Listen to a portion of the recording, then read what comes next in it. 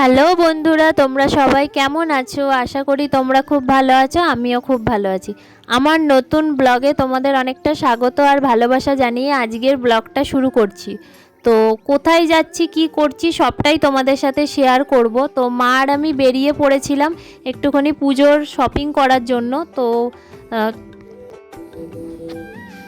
দেখো আমার বাড়ির সামনে মানে আমাদের পাড়ার পুজো। তো আমার এটা প্রথম বছর, খুবই সুন্দর মানে প্যান্ডেল করেছে। তোমাদের সাথে পরে আমি শেয়ার করব যে কেমন প্যান্ডেল করেছে, কেমন ঠাকুর এসেছে। ঠাকুরও চলে এসেছে, তবে এটা আমার বিয়ের প্রথম বছর, তো খুবই ভালো করে চেষ্টা করব পুজোটা কাটানোর। আর হ্যাঁ, তোমরাও ভালো করে পুজোটা কাটিও, কারণ যা বৃষ্টি পড়ছে জানি না কেমন পুজোটা কাটবে। বৃষ্টির কারণে হয়তো ভালো কাটতেও পারে, আবার নাও কাটতে পারে। তো তারপর দেখো চলে এসেছি একটুখানি এটিএমে টাকা তুলে নেব।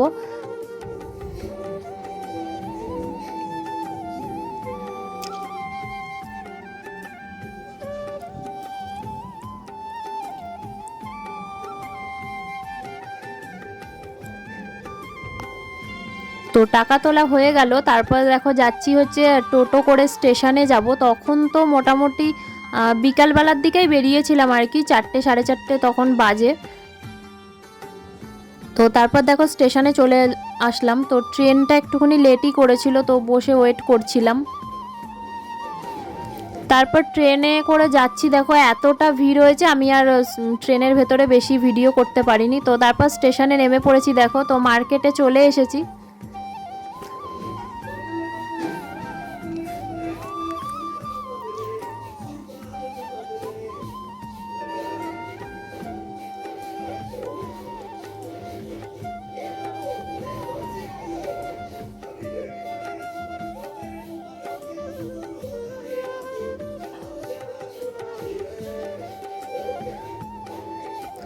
তো তারপর চলে আসলাম দেখো শ্রীনিকেতনে। তো আমার বিয়ের সময় মা শ্রীনিকেতন থেকে কেনাকাটা করেছিল।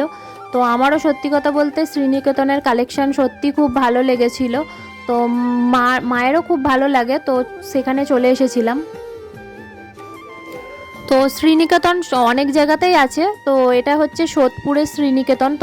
তো আমার বাড়ি থেকে সোদপুরের শ্রীনিকেতনটাই মোটামুটি কাছে হয়, তো ওখানেই গেছিলাম আর কি।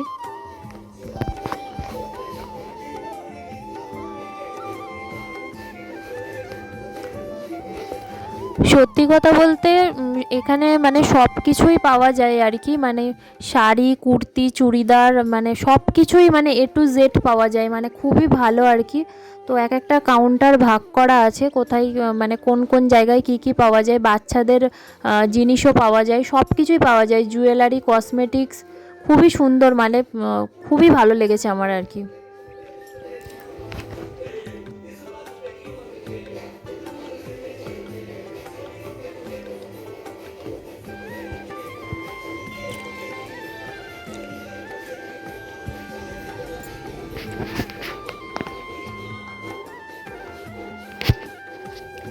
তারপর দেখো কেনাকাটা করে চলে এসেছি একটুখানি সোনার দোকানে। তো আমার মায়ের জন্য একটা সোনার জিনিস কেনার ছিল, তো ওখানে চলে এসেছি আর কি সোনার দোকানে। তো দেখো সোনার জিনিসটা কেনা হয়ে গেল। তারপর চলে আসলাম বাড়ি। তো বাড়ির কাছে এসে মানে এতটা বৃষ্টি হয়েছে, আমি পুরো ব্লগটা কন্টিনিউ করতেই পারিনি। তো আমার বাড়ির যে সামনে যে প্যান্ডেলটা হচ্ছিল তোমাদের সাথে শেয়ার করব বলেছিলাম, দেখো এই প্যান্ডেলটা। তো পুজোর সময় সবটাই তোমাদেরকে ভিডিও করে দেখাবো, আর কি কি কেনাকাটা করেছি পরের ব্লগের মাধ্যমে তোমাদের সাথে সবটাই শেয়ার করব। ততক্ষণ তোমরা ভালো থেকো, সুস্থ থেকো, পরের ব্লগের জন্য অপেক্ষা করো। টাটা।